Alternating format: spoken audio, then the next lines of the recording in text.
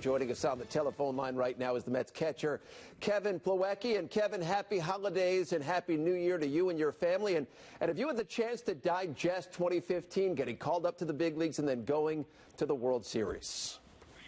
Yeah, a little bit. It was a fun year, a great year. Obviously, my first year in the big leagues and being able to contribute, as much as I could, and then to be on the ride there in the playoffs was something that I really don't take for granted, and have had some time to reflect on it, and it was just a really fun time. When you came up, you got thrown right into the proverbial fire with Travis d'Arnaud going down with the injury. Was that helpful to you in getting acclimated very quickly to the big leagues and big league life?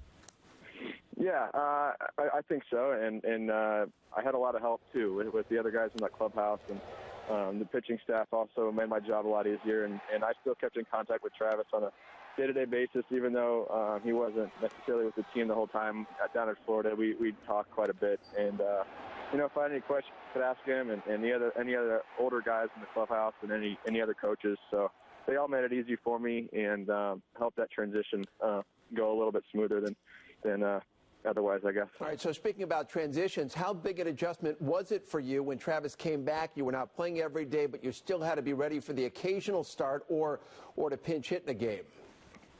Yeah, it's a little bit different, but it's just something that you have to be prepared for and try and find a routine that fits you best. So that's what I tried to do and tried to stay ready. I focused and studied opponents just as if I were starting the game, just in case something were to happen or, something, I studied the pitchers the same way. So I just wanted to make sure I was ready if my name was called, and just kind of did that all the way through the end of the season. So. What was it like for you, Kevin, going to the World Series in your first big league year? It was pretty neat. I mean, you grow up watching every single World Series, and then just to kind of just be in the dugout and once you play, once you watch a few games, you get an idea of just kind of the vibe and the stadium, and once that sets in, it's just like any other game. But in reality, it is kind of weird looking out there and seeing a World Series, right in front of the dugout. So that took a little bit to set in, but now it's definitely digested with me for sure. Well, the assistant general manager, John Ricco, has mentioned the possibility of you and Travis d'Arnaud trying out some different positions in spring training. So what about your thoughts on that? And how comfortable would you be somewhere else on the diamond rather than just behind the dish? Yeah, I mean, really haven't had any conversation with anybody regarding that, but whatever TC and front office thinks gives us the best chance to win, I'm all for. So any way I can contribute and help the team, I'm willing to do anything it takes. So just maybe a few more reps here and there if it was a different position, but I'm definitely open for whatever the front office and TC thinks is best for the team. Well, you did play a bit of first base down in the minors. Is that a position you would feel comfortable playing at the big league level? Yeah, I think so. I mean, it's just, like I said, one of those things that I would definitely need some reps over there and, just to kind of get my feet back under me. But it wouldn't be an overnight transition by any means. But just like anything, practice, you got to practice what you're doing. And it'd be one of those things that would need to, put some work into. But definitely think that, it's an option. And if it's what TC wants and if it's what's going to give us the best chance to win, then I'm all for that. So we'll leave that decision up to the others.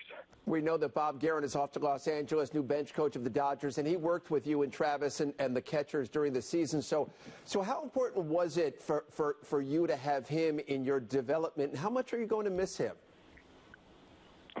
Well, Bob did so much for all of us catchers, and he's going to be extremely missed. He did a lot for me early in my career, just the past, working with him in the big leagues this year, but even before them in the minor leagues, every spring training was always good to work with him. And, I wish him the best, and I look forward to seeing him again. And, but he's helped me out tremendously up to this point. So. Kevin, I know you worked pretty extensively with Noah Syndergaard down at AAA and then in the big leagues this year. From your perspective, what was it behind his rapid growth throughout the season and then into the postseason? I think his confidence, really. He'd go out there and have a great start, and it kind of surprised a lot of people. At first, how he kind of was rolling through and having successful back-to-back starts. And I saw that, last year in Vegas. I know his numbers didn't really show that, but he had some tough outings, some bad luck every once in a while. But, I think this year when he got some good starts rolling and he got his confidence going, it definitely it definitely helped him. And he really focused on his secondary pitches with his curveball and his changeup especially, which I think is what made him so successful. It is Kevin Plawecki joining us on the telephone line from out west. He's in San Diego. Kevin, thanks for spending a few minutes with us. Happy New Year to you, and we'll see you down in Florida in February. All right, thanks a lot. Same to you guys.